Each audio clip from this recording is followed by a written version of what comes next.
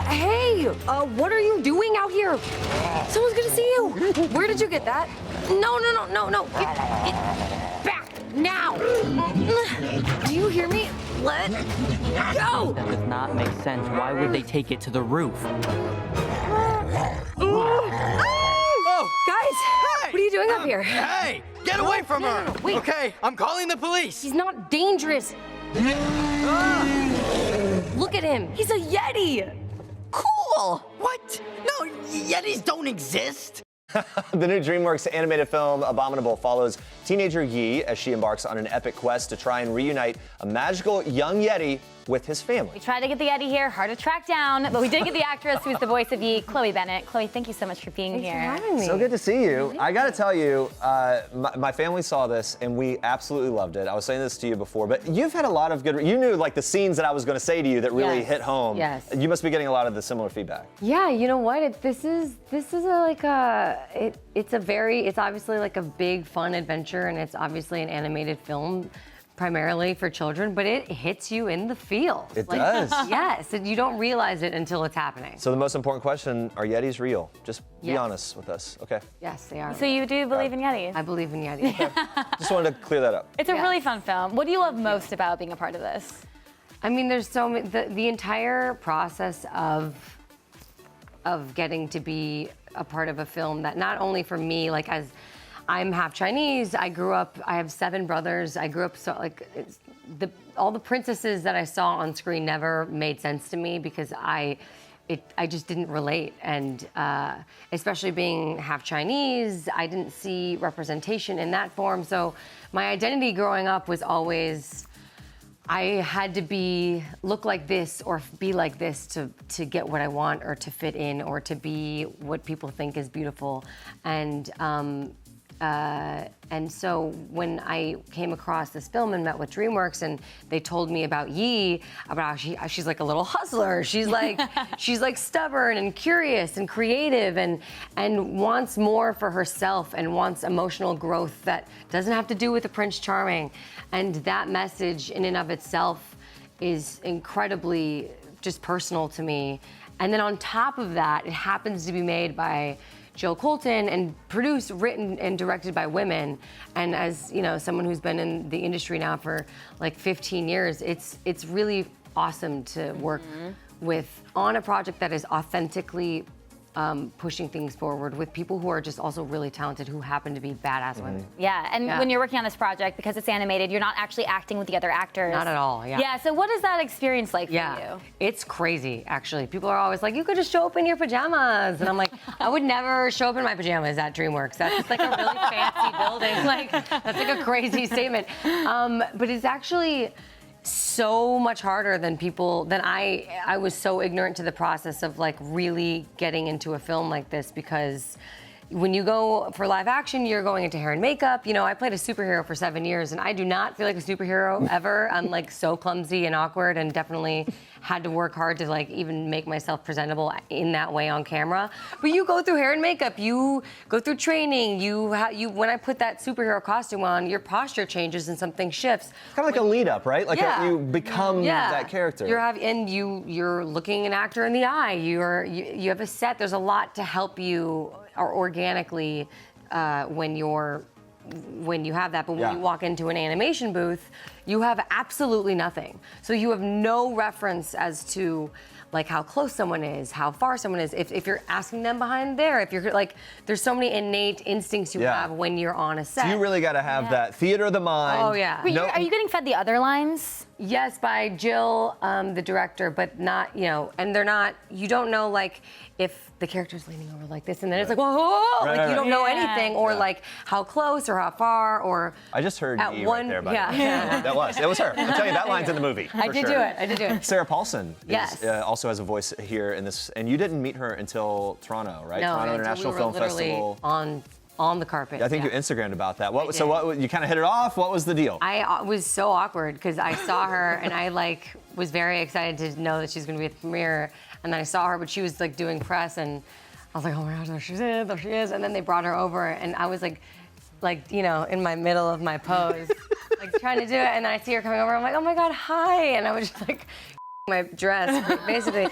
And then she came over and they're like, let's get two of you. And I was like, great. And then my instinct was to I just grabbed her hand.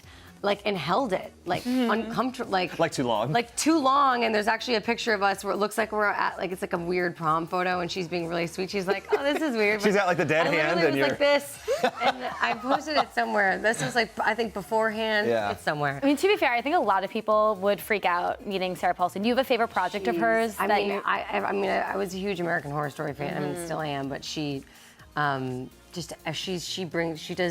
First off, she's in everything. She's incredible. Yeah. So everything she does, as an actress, she's amazing. Let's talk about this a little bit. You even mentioned it some. You've been very open and critical of Hollywood's history in terms of casting and representation for people of color. A couple developments, looking like there's going to be some Asian representation in the live-action version of The Little Mermaid. Awkwafina might be joining the cast. Yeah. Halle Bailey recently cast as Ariel. When announcements like that are made and there's any backlash, what's your take on that?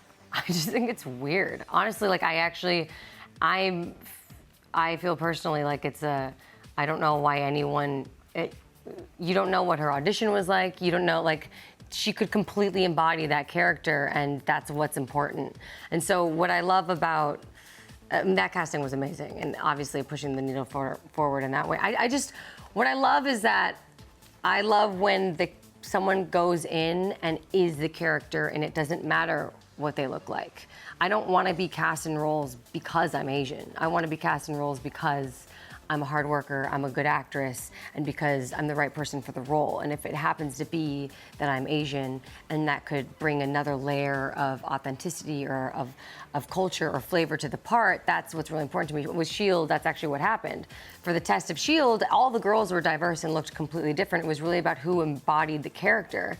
And then they ultimately ended up writing me a backstory of having an Asian heritage. And that's the kind of malleable attitude I think Hollywood should probably embrace. That makes a lot of sense, and there are different pieces, different angles to this discussion when white actors or actresses defend taking on characters that were perhaps written as people of color. What's your take on that defense? That's hard because you want to.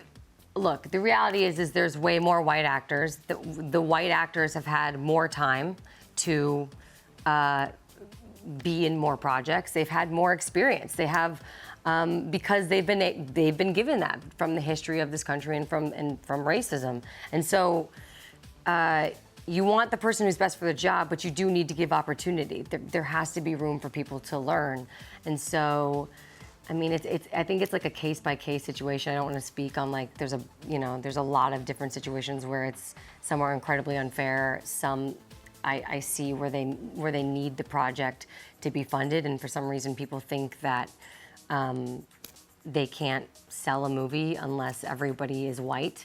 So a lot of that is it's on us as viewers. It's our responsibility to be able to go, that's a movie where the lead doesn't look like me. I don't know if they have anything in common with me in my aesthetic or my gender identity or my socioeconomic background, but I want to go and watch that movie and learn a different point of view. And it's more of a mindset of the entire of the zeitgeist of who's watching it. Yeah, from your personal experience, have there been times you went in for a role and you didn't get it and you think it was because they didn't want to cast an Asian actor? Yeah. I mean, when I first got to LA, every single conversation was about me and my race. It was because my last name is Wong, and that's obviously when I first moved out to LA. It was I was going out as Chloe Wong, and a casting director in the room told me I wasn't white enough to be the lead, and I wasn't Asian enough to be the best friend, and that's really what all of the roles were. All of the castings were